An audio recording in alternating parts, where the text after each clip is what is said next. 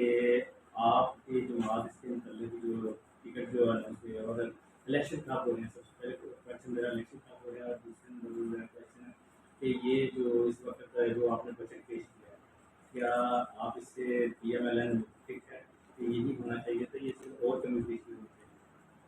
بسم اللہ الرحمن الرحیم. بہت شکریہ آپ نے مجھے پروگرام میں شاعری کا موقع دیا. دیکھیے، سب سے پہلے تو آپ نے مجھ سے پوچھا کہ آپ کے جو جماعت الیکشن جو ہیں وہ کب ہیں، اور اس کے بعد آپ کا بجٹ کا جو سلسلہ ہے اس پہ آپ کی کیا رائے ہے. تو میں یہ سمجھتی ہوں کہ الیکشن جو ہے وہ اپنی ٹائم پہ ہوگا. الیکشن اکتوبر سے اوپر نہیں جائے. یہ ہماری جماعت کا، تمام جماعتوں کا کنسنسس اس کے اوپر ہے. ٹھیک ہے.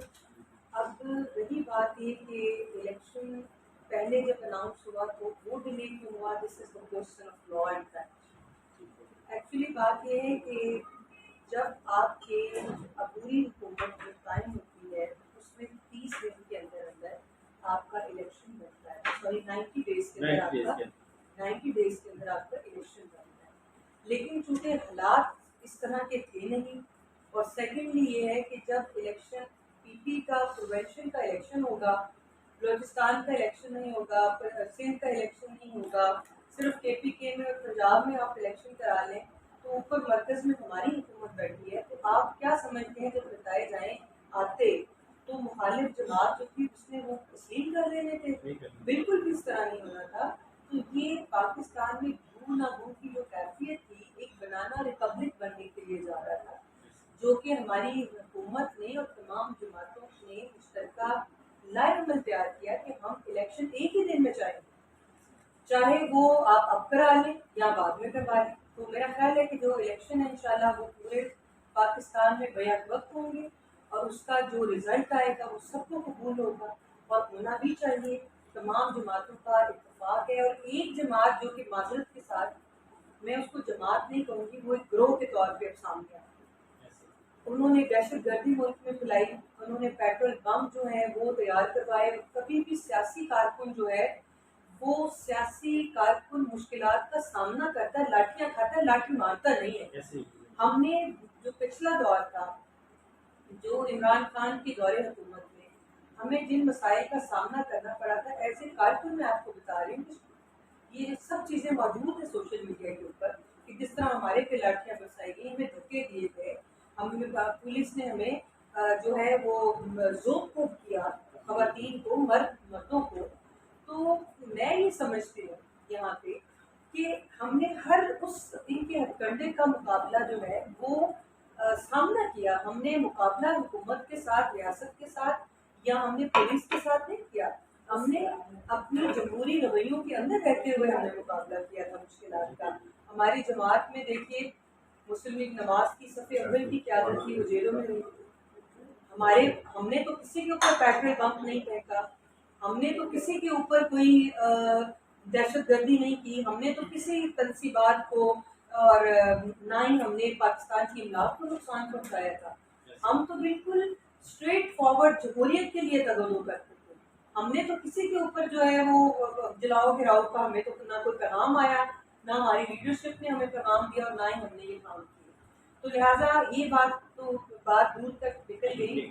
دوسری بات یہ ہے کہ جو کم ٹو دا پوائنٹ کے بجٹ کے یہ ڈیز ہیں اس کے اوپر میں بات بتاؤں کہ اتنا بہترین، اتنی مشکل معاشی حالات کے اندر رہتے ہوئے، اتنی تکالیف اور اتنی مطلب کہ ساری چیزوں کے ہوتے ہوئے میں سمجھتی ہوں اتنا مشکل بجٹ تھا، اور اتنی مہنگائی کو کنٹرول کرتے کرتے اتنا کنٹرول سے کہتے ہیں، اور اتنا عوام اور غریب دوست بجٹ پیش کیا ہے.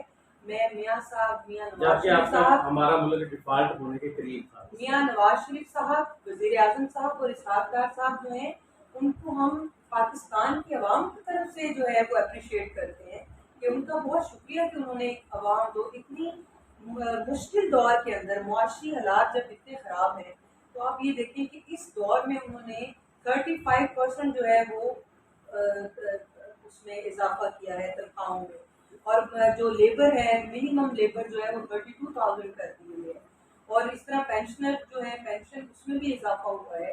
اس طرح شیخ اور تو نوش میں بھی تھوڑی کمی ہوئی ہے ڈیولپمنٹ میں. پام آئل پر آپ نے جو ایڈیبل آئل ہے جو پام آئل آ رہا ہے اس میں آپ نے سبسڈی ختم کر دی ہے. جی یعنی کہ جو شپمنٹ آ رہی ہے اس پر جو ٹیکس لگے وہ ختم کیے. بالکل ختم کیے ہیں. اور اس کو کیوں ختم کیا ہے؟ تاکہ وہ عوام کی رسائی آسانی سے ہو. اور اس کے اوپر ٹیکس جو ہے اس کے ٹیکس نیٹ کو بڑھانا تو چاہیے لیکن آپ نے اپنی برآمدات جو ہے اس کے اوپر ٹیکس کم کر کے اس کو آپ لوگوں کو فری زون دیا ہے تاکہ تجارت بڑھے. میرا لاسٹ کویشچن ہے کہ آپ صدر بائی ایم پی کی جاتی اور آپ اس جو آپ ورکنگ کر رہی ہیں کیا اعلیٰ سطح پر محترمہ مریم صاحبہ اس سے آگاہی ہے کہ آپ کی جماعت کتنی ہے آپ کی جو آپ کر رہی ہیں اس سے مختلف ہے؟ دیکھیے مسلم لیگ نون ایک بہت بڑی جماعت ہے اور ان جماعتوں کے اندر بہت سے ونگز ہیں اور ونگز اپنی اپنی حیثیت اور کیپیسٹی کے اندر کام کر رہے ہیں. اور ماشاءاللہ مریم نواز شریف صاحبہ چیف آرگنائزر بنی ہیں.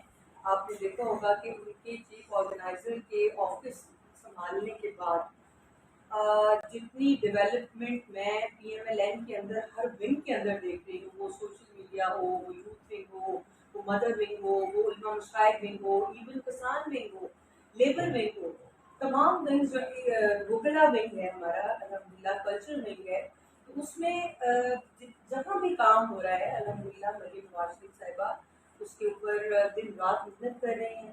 اور Y M T youth media team کا جہاں رہا تعلق تو یوتھ میڈیا ٹیم ایک آئینی ونگ کی ایک نوٹیفائڈ تنظیم ہے اور جماعت پاکستان مسلم لیگ نواز کے لیے سوشل میڈیا پہ, گراؤنڈ پہ, الیکٹرانک میڈیا پہ, پرنٹ میڈیا پہ دن رات محنت کر رہے ہیں. بچے بچیاں ہیں جو پورے پاکستان سے اور پورے خاص طور پہ میں پنجاب کا ذکر کروں گی کیونکہ میں پنجاب کی پریزیڈنٹ ہوں, تو پنجاب کے لیے میں لوگ اپنی محنت سے بچے بچیاں جو ہیں وہ کام کر رہے ہیں جماعت کے لیے. اور بہت بڑی بڑی جماعتوں میں مخصوص چند چہرے کام نہیں کر سکتے, آپ کو جماعتوں کے لیے بہت لوگوں کو اپنے ساتھ ملانا پڑتا ہے. تو میرا خیال ہے اس میں تو جتنے بھی لوگ ہمارے ساتھ آئے ہمیں خوشی ہے. اور ہم میڈم مریم نواز شریف صاحبہ یوتھ کو ویلکم کر رہی ہیں سوشل میڈیا کے گراؤنڈ پہ, یوتھ میڈیا گراؤنڈ پہ, یوتھ ونگ کے گراؤنڈ پہ, ہر جگہ پہ ان کو ویلکم ہو رہا ہے. ینگ لیڈرس ہیں, ایم ایس ایف بن رہا ہے, مینس کہ جو چیزیں ڈیڈ اینڈ کی طرف تھیں اب وہ الحمدللہ اسٹارٹ اپ کی طرف چل چکی ہیں. میرے پہلے سوال ہے جس کا آئی ایم ایف کی طرف سے جو سوال تھے آپ کو نہیں مل رہا ایک تھا, اس میں سے اب میرے ذہن میں ایک لاسٹ کویشچن آیا, معیشت کی کمی جو تباہی تھی اس کا ذمہ دار کون؟ دیکھیے معیشت کی تباہی اگر آپ تھوڑا سا پیچھے جائیں تو آپ نے دیکھا ہوگا کہ معیشت کے لیے جو پیرامیٹرز طے کیے گئے تھے, عمران خان تو یہ کہتے تھے کہ میرے پاس اکانومسٹ بھی ہیں, ایجوکیشنسٹ بھی ہیں, میں ملک کو, میرے پاس ایک بہت اعلیٰ ٹیم ہے. ہم نے کہا پتہ نہیں کون سی ایسی ٹیم ہے جو دن رات مطلب دن نہیں چڑھے گا, رات میں ہی وہ سارے لوگوں کے عوامی مسائل حل کر دیں گے. تو جب وہ ٹیم آئی تو اس جماعت کا لوٹا, اس جماعت کا لوٹا, ادھر کا لوٹا, ادھر کا لوٹا, امپورٹڈ وہ لوٹے جو تھے انہوں نے سارے اپنے ساتھ ملا لیے. ہم نے کہا یہ ٹیم ہے, اور اس ٹیم نے ان کو جو دن دکھائے ہیں, جو آپ نے اور ہماری معیشت کا بیڑا غرق کیا ہے, عوام جو مہنگائی کی چکی میں پس رہی ہے اور معاشی بحران آیا تھا, وہ عمران خان کی ناقص پالیسیوں کا نتیجہ تھا. اور آئی ایم ایف کے ساتھ انہوں نے مہنگی شرائط کے اوپر انہوں نے جو قرضے لیے تھے اور انہوں نے ان کی کڑی شرائط کو تسلیم کیا تھا کہ میں تو نکل جاؤں گا دائرے سے, ہاں دائرے سے نکل جاؤں گا, تو آنے والی حکومت کے لیے سرنگیں بچھا دوں تاکہ وہ خود ہی جو ہے وہ بحران میں رہیں گے اور لوگ جو ہیں وہ ان کو گندا کریں گے, ان کی سیاست خراب ہوگی. آپ دیکھیں کہ ایک جماعت کی سیاست کو خراب کرنے کے لیے عمران خان نے پوری پاکستان کی جو عوام تھی ان کو اس نے بھوک اور جو کہتے ہیں کہ افلاس کی دہلیز پہ کھڑا کر دیا. تو میں یہ سمجھتی ہوں کہ انما الاعمال بالنیات, اعمال کا دار و مدار نیتوں پر ہے. اگر عمران خان کی یہ نیت تھی تو اللہ کریم نے اس کو بہت بری طرح بے نقاب کیا. آج وہ ایک فرد کی حیثیت میں طریقے انصاف چلا رہے ہیں. اگر آپ کہیں کہ دائیں بائیں ان کے کوئی ساتھ ہے تو بالکل ان کے ساتھ کوئی بھی نہیں, ایون ان کے ساتھ کا ہی ساتھ نہیں, وہ بھی ان کے ساتھ نہیں ہے, نہیں ان کے ساتھ, کیونکہ ان کی خود غرضی, تکبر, غرور اور جسے کہتے ہیں نا کہ محکانہ ایک قسم کا کہ اپنا حکم چلا، وہ کسی کی نہ بات سنتے تھے، نہ انہوں نے کسی کو خاطر خواہ کسی کی کوئی بات مانی ہے. تو میرا خیال ہے کہ یہ اپنے منہ سے جو الفاظ تھے ان کے کہ میں ان کو رلاؤں گا، آج وقت نے ان کو رلایا. انہوں نے کہا کہ میں ان کو جیلوں میں ڈالوں گا. تو نواز شریف اور مریم نواز شریف صاحبہ اور ہماری جو وزیر اعظم ہیں اور ان کے بیٹے اور اپوزیشن لیڈر اور جتنی ہماری صف اول کی قیادت ہے، یہ تو جیلوں میں بخوبی رہی. 1.5-2 سال خواجہ سعد رفیق صاحب رہے 22 مہینے کی آپ قید. اگلی حکومت کس کی دیکھ رہے ہیں، پی ایم ایل این یا پی ایم ایل؟ میں تو پی ایم ایل این کی دیکھوں گی اور میری دعا بھی ہوگی انشاءاللہ تعالیٰ. اور پنجاب میں یا وفاق میں؟ وفاق میں. پنجاب میں کس کے؟ پنجاب تو مسلم لیگ نون کا.